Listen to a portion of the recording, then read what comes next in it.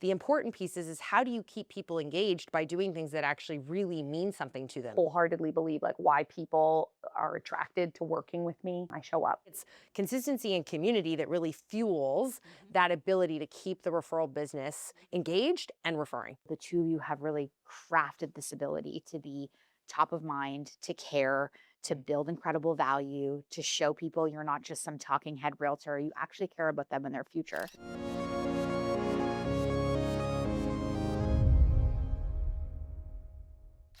Welcome to the show. Today on Signature Insights, I'm very excited to be joined by Erica Reddy and Sarah Mang, Royal LePage Signatures, chairman's level agents who have each built incredibly successful businesses individually before joining forces to create a relationship-driven team built on consistency, community, and long-term client advocacy. In a market where agents focus heavily on consistently finding new leads, Erica and Sarah have created a meaningful business fueled by repeat clients, referrals, and relationships through intentional follow-up, client events, and strong connectivity systems. Today in this conversation, we're diving into how they stay top of mind, what consistent database management actually looks like behind the scenes, and the habits and systems that continue generating predictable results year after year. If you're a realtor looking to strengthen your database and build a more relationship-driven business, now is the time to tune in, take notes, and learn how these strategies can work for you. Ladies, welcome to the show. Thank you. So much. Thank you so much for joining me. We're very excited to have you. Happy to be here. Good, very good. Erica, why don't we start with you? Why don't you tell us a little bit about your story, about your length of time in real estate? People, if you're watching on our YouTube channel, are going to be shocked how long you've been in the business because you still look 25. But why don't you start? Tell us a little bit about you. I know it's funny. If I actually speak to how long I've been in the business and you do the math backwards, you can figure out how old I am. Or they're like, that can't be possible. Either or. So I got into the business well in university and just really had this kind of desire to find my way, if you will, in real estate. And really what I started with then to where I am now is the same principles, the same, day in and day out. I want to say, well, this summer will be 18 years in the business, which is happy anniversary. Crazy. Yeah. Wow. I used to say I've been in the business for a decade, and then I realized I was almost missing the second decade. But I think really at the end of the day, the core thing is repeat referral, the exact same thing, and consistency. And that's really what it's been that's built where we are today. Mm-hmm. What did you learn kind of in your early years that's gotten you here? So I say consistency, and I know that it is one of those words that I think is used a lot in real estate and is sometimes taken lightly, or people go, yeah, I'm consistent, but then I take the summer off. Or yeah, I'm consistent, but I did a client event 2 years ago. And I think that the key for me in, building individually, building as a team is everything is consistent and everything is done with intention, and it is done year over year, market over market. It doesn't matter if we're in the best market, the worst market, if it's tough to pull dollars together, if it's easy to pull dollars together. The consistency is so critical to building those relationships, keeping the clients engaged, and really building the business. Awesome. When you started in the business 18 years ago, did you always kind of have this vision of, being at the top and building team? Like, what did you kind of see your career looking like? I mean, I think it's a great question. I don't think I had a clue what it was going to look like, if I'm honest. I think I know I got into the business quite innocent and quite naive and super excited. I mean, it was 2008, pretty much, 2009. So one of the worst markets. And I just thought everything was fantastic. Yeah, you didn't know any different. You're like, what's it supposed to be like? I don't know. This seems fine. This is great. And so I actually am really grateful, I think, for kind of getting in at one of the lows because it only kind of went up from there. I think, yes, I say team loosely. Growing a team was never my goal. Having a large kind of typical team, the way people think of real estate was never anything that I wanted to do. And so, how Sarah and I have evolved has kind of been a very organic, I say loose kind of air quote team. Do I think that I ever imagined being in chairman's and being where we are and having the results that we did when I first started? No, I really just thought, my gosh, this is a great business. This is a great industry. I love helping people. And that was really what got me hooked. And then, yes, it's definitely evolved into this kind of incredible snowball of where we are today. Awesome. But yeah. Awesome. That's really good. Sarah, let's talk about you. You obviously have not been licensed quite 18 years yet. No. And you got into the business here at Signature and sort of had gotten started before you and Erica started working together. So tell us a little bit about your start. Yeah, so I have been in the business 5 or 6 years. I always forget the exact date.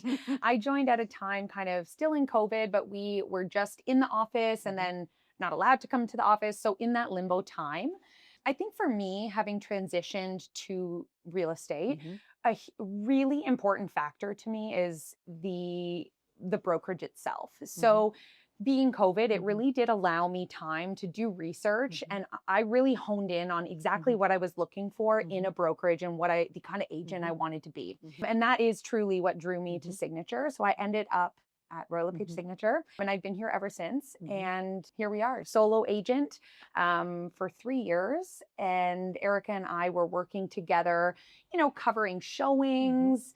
Then that's the Mhm. organic piece because I Mhm. never wanted to be a part of a team for different reasons. And Mhm. then organically, we just worked really well together. Mhm. We have share the same values Mhm. in how both personally, but Mhm. also how we treat our clients. Mhm. And that was really important to me, similar to kind of why I was drawn to Signature.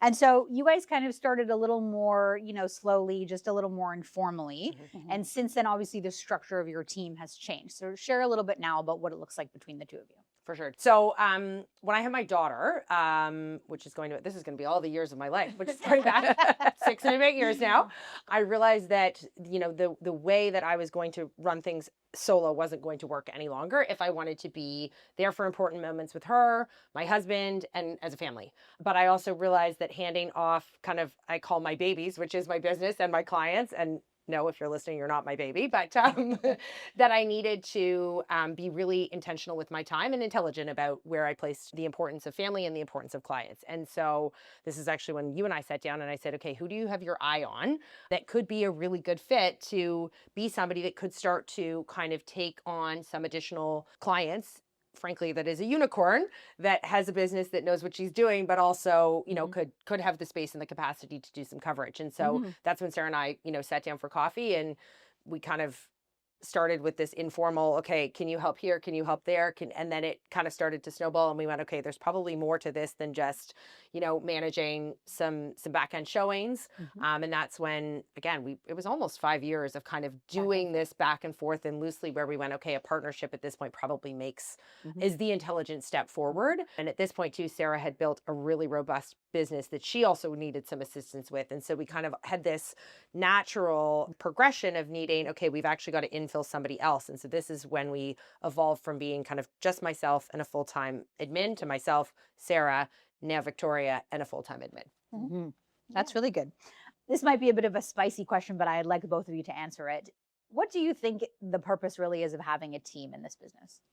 I mean, we're so unconventional. I think it's actually a strange question, not to us, but almost as someone without and again, maybe I should preface, I think a team in real estate to me looks kind of like a team lead and a lot of agents underneath. And we aren't that typical team of, a team lead and 10 or 15 agents and a lot of inbound lead and lead kind of delegation. We would be, I would say, kind of more of a partnership with the ability for people within the umbrella of ES to be independent while having, a level of dependency if needed, but not kind of a mama hen with her chicks, if you will. And so I think from that standpoint, it really breeds a great kind of sounding board. We can bounce a lot off one another. We can be there for each other, but we can also be independent. I don't have to be stressed that I need to be checking my phone because I'm going to be getting a message about how to do this or what to do that or da-da-da-da-da. And so I think that's where I kind of go. It is unconventionally conventional, if that makes sense. Yeah. And I think for me, I see teams in multiple lights across our industry. Definitely our team is different structure, like Erica has said. I think a big thing for me at the beginning was, I really valued my autonomy in the business because as Erica said, I was very happy with where my business was growing. And from a lead standpoint, like before we kind of joined this partnership, we didn't give each other leads as a typical team would do.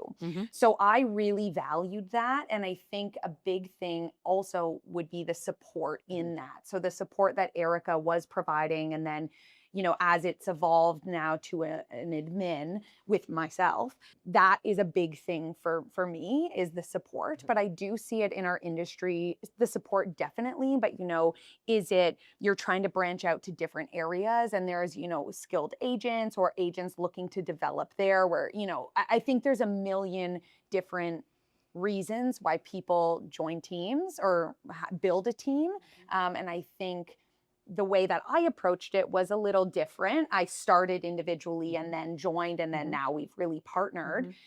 The point for me was that, like, next level, how do I level up? Me coming in as an individual agent, that's why I was so research heavy on the brokerage, because I knew that that's what I wanted to do, and I wanted to get that level of education from Signature. But then once I had felt like I've, really hit a level, this relationship just kind of, it, thanks to you, naturally did really just come into my lap. And, I thought about it for a long time and just thought, like, why wouldn't I? Like, this is a no-brainer for me to level up. And Erica's an amazing agent, like very skilled with tons of experience. And it's like, how can I get there and level up what I'm doing? And so for us, that was kind of my purpose of a team and a partnership. I love that. You two are really good together. If you're watching at home, I'm an excellent matchmaker, by the way. It's what I'm going to do next if I ever leave this business.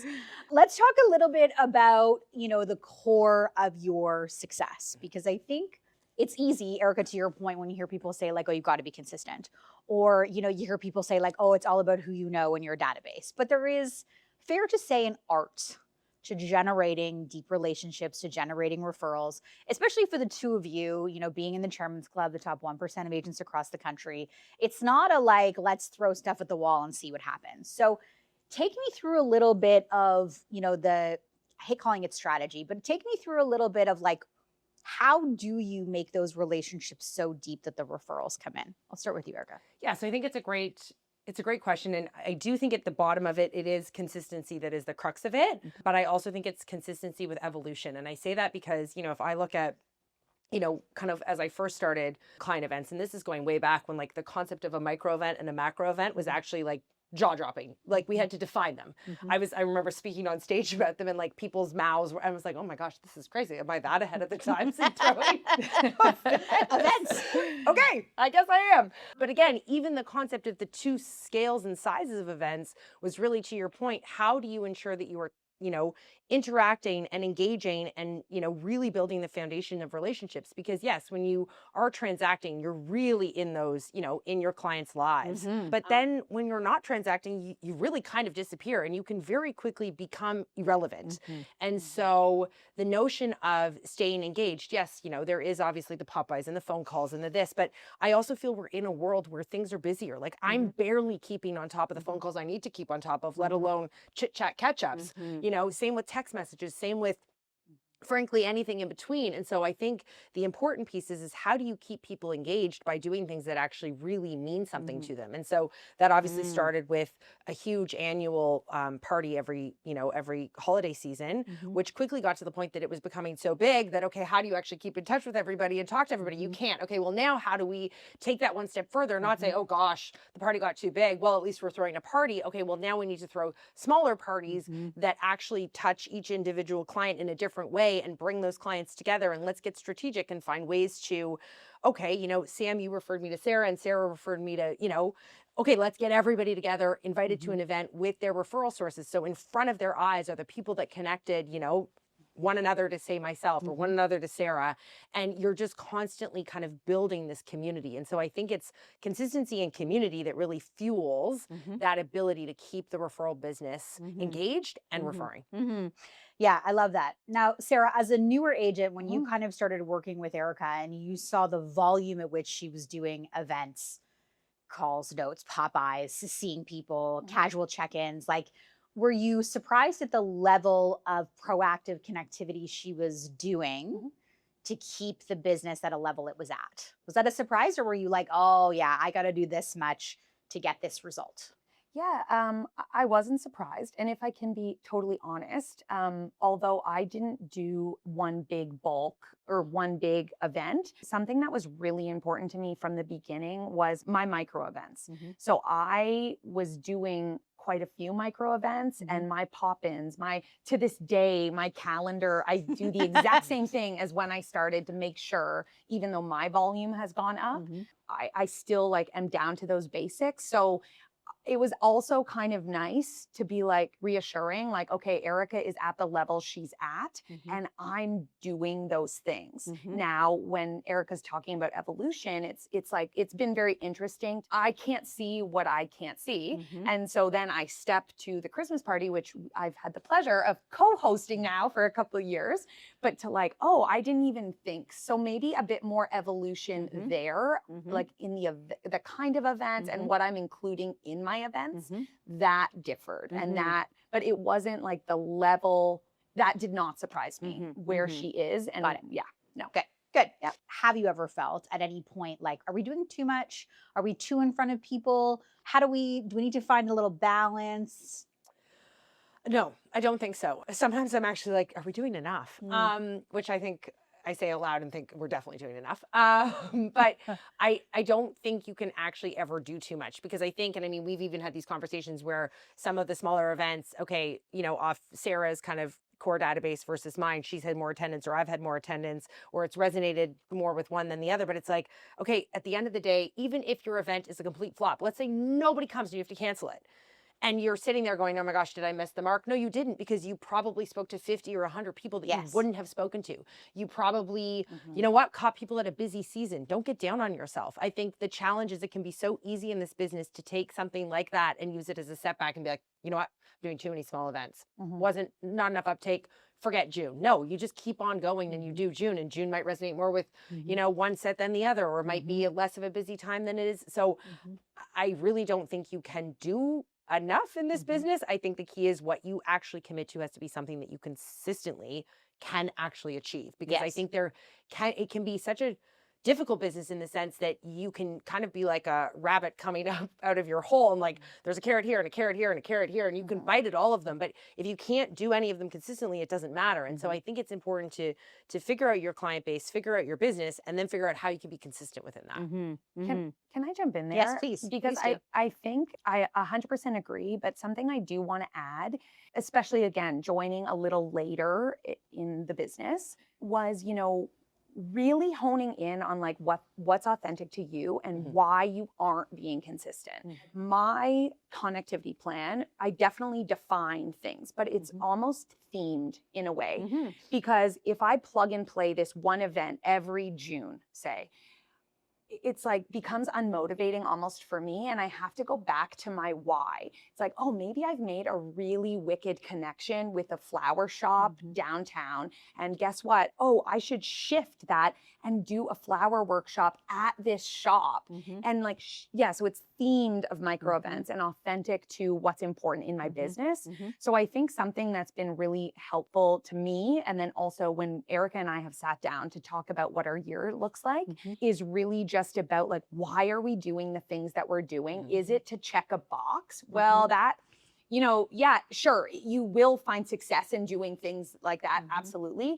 But is it as enjoyable? Is it as successful? Are we as enthused about it? So asking yourself also why you're not being consistent, and then finding authentically what you like to do. Like, we're hosting a spin class.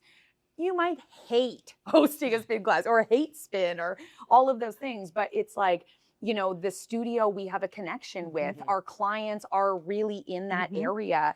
We shift focus between fitness events and spatio pasta making event. Like, they do really range, and that to me is really important alongside that consistent piece. I love that. I love that. I love that so much. So tell me, do you guys have, obviously you have your big event, which we're gonna talk about in a minute, but do you sit down at the start of the year and say, okay, here's what the year is gonna look like. Here are the events. Here's the Popeyes. Here's the this. Do you sit down at the start of every year and do that? Yeah. That's an obvious question. Of course you do. Do you change it every year? Like, as to your point, Sarah, are you like, well, we used to do this in June, but we're going to switch that up? Do you change it every year so it's different micro events? Or are you sort of like, here are the 10 things we're going to do every year, and we're just going to keep doing those? So, I mean, the Christmas is like a literal rinse and repeat. That has not, that macro event has not changed. That is like the first Saturday of December, religiously, it's saved in everybody's calendars. Everything outside of that, yes, we kind of look and go, okay, where are we authentically kind of seeing ourselves at the start of the year, but also within that, where are we seeing our clients? So, you know, in being authentic to ourselves and what we're enjoying and what we're also doing, we're also looking at, okay, well, where are our clients at? Because, okay, maybe it's great that I've got a young daughter and we could set 12 events around children, but Sarah might be going, I don't have a lot of kids with 6-year-olds. And I might be looking and going, actually, I might have a 6-year-old, but half my clients don't. So we're authentic within reach of where our hobbies and where we lie. Like, for example, the Spatio event came out of, okay, well, we work out of Spatio a lot. We typically do all of our kind of team lunches and meetups and breakouts and rendezvous there.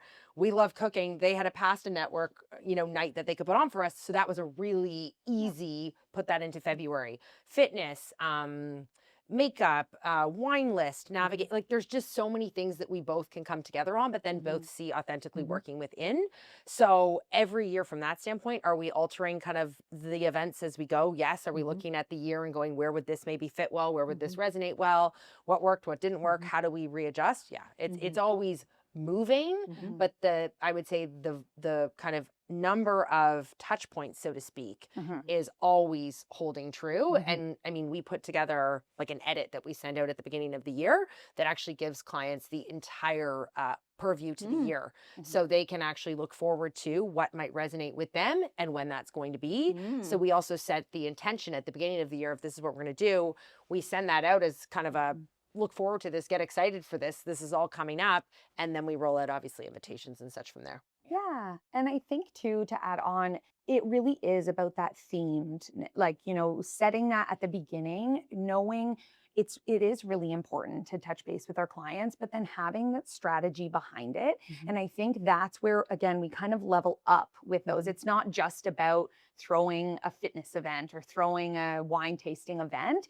It's the strategy behind it. And again, I think where we connect is, yes, it's important to re-engage with our clients, but it's also important to us to build relationships in the community. So we do coffee tabs. So not only, we say thank you to the community, but we're also connecting with that business. And those people we may never have been in front of before. So again, just taking it like a little step further, or a spin event, getting to know the owners of that spin studio to host different events for, potentially maybe one day becoming a client. But it's not always so sale. Yeah. But it comes from those events that we then get referrals, get from an event. Like, it's awesome because we weren't there so real estate heavy, and we worked so hard right at the beginning to form those relationships. So just, what are your kind of, what we have, the people we've met, the spaces that again are authentic and cool for like what we want, and then move from there. Yeah.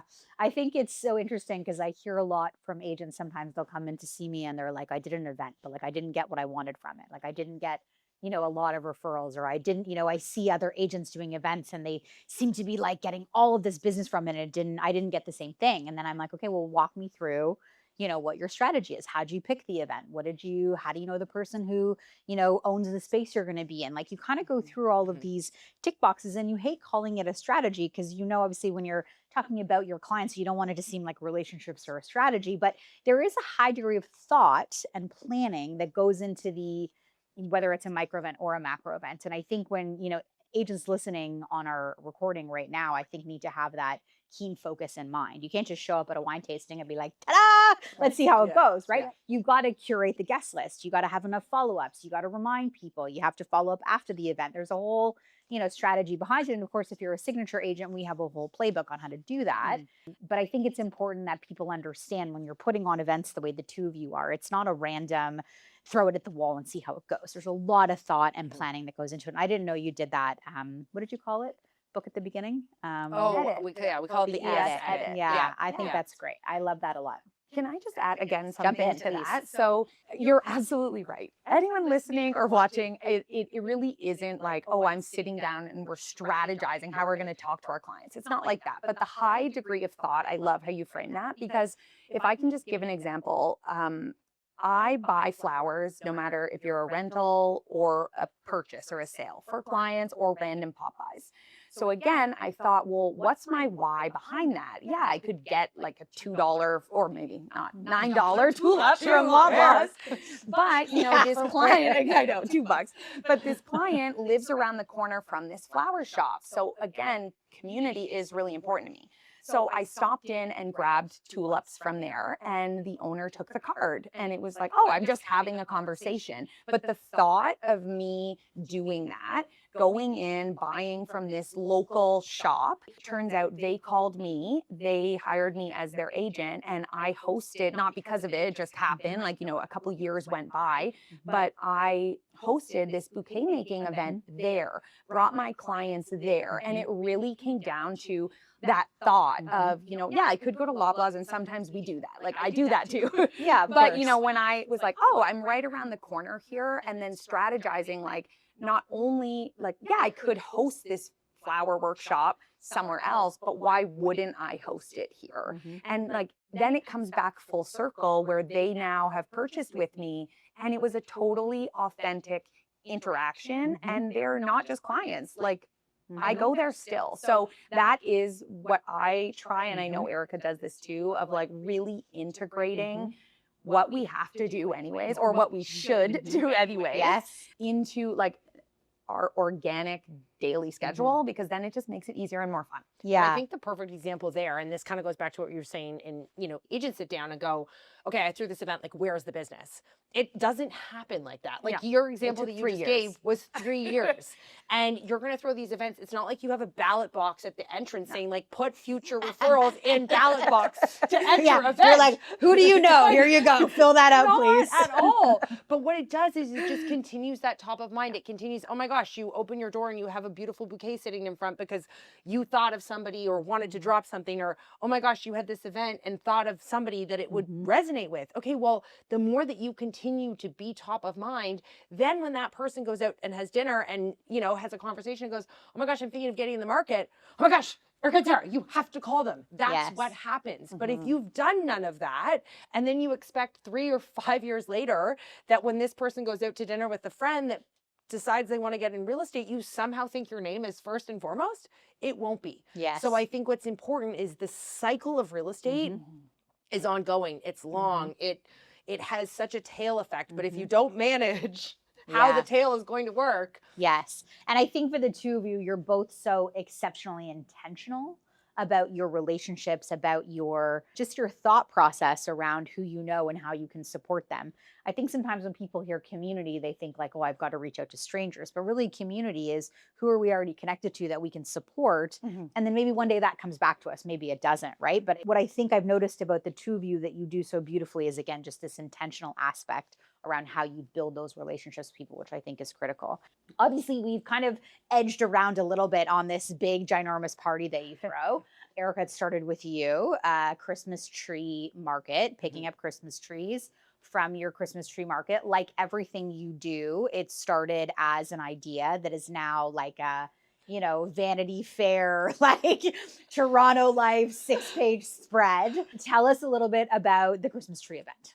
Yeah, so it's funny. I owe all the credit to the event actually to my husband, because I was chatting with, like many, chatting over, a glass and going, how do we do and what should I do? And he was like, well, again, how do you bring value? So the whole notion of this came of like, okay, clients, most celebrate Christmas, some don't, but again, a wreath still goes a long way. How do you bring value? And so the idea actually started around ensuring that every client had a Christmas tree. This was where it came from. But then how do you get the client the Christmas tree? Well, you have to throw a party, and you have to throw a party to come get the Christmas tree. Anyways, it all snowballed into effectively a massive holiday party that centered around coming to get your tree of choice, which of course started small and is now scaled quite large. We now take over, we had a terrace at the distillery. We now take over like the entire and extended terrace area in the distillery. But what it really does is it's twofold. It's bringing everybody together around the holiday season, but it's also delivering that added value of, we see you. You're going to be putting up a wreath or a tree for the holiday season. And so we want to bring that to you, and we want to make sure it's exactly what you want. And so, we'll still have people call after the event and be like, my neighbor is so jealous of my Christmas tree. Where is that tree from? And we're like, well, it's from a tree farm, like an hour and a half away. What? You brought the tree? Yeah, the mover on our team, he goes and gets them and he holds them overnight. And there's so much thought behind it. But again, it's coming from that place of how are we consistently delivering value, and how are we delivering something that is going to really just make somebody smile and make somebody remember and make somebody go, wow, that was incredible. And then of course the event itself, has all sorts of added components and layers, but it is just to that impact of bringing everybody together to say thank you and happy holidays. And this is so important to us. And I mean, goodness, like when COVID hit, people would say like, what are you doing for the event? And it was like, well, it's a no brainer. We're going to get a truck and we're going to deliver the trees, period. Like we are still bringing the holidays to everybody's house. I mean, that was a whole other undertaking. But again, this goes back to like, there was no excuse and there's no situation where it is not happening come, you know, any potential, world affair that gets in the way. I love that. Sarah, how many people come to the event? This year is over 500. So just a small party. Just a few friends.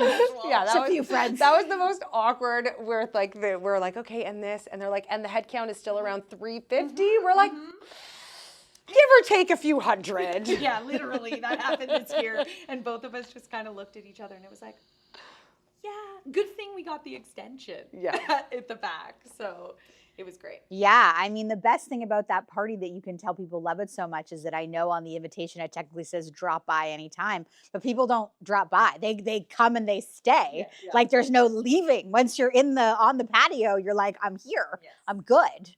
Yeah. Obviously, I think you do a tremendous job with that. People clearly love it, which I think is great. I know that's a big piece of your foundation when it comes to the consistency, which is super important. How you show up outside is so telling, and why you're going to be memorable, why they're going to refer their friends, their loved ones to you. The key is what you actually commit to has to be something that you consistently can actually achieve. You know, what the two of you have done so incredibly well is building this advocacy in your list of people. So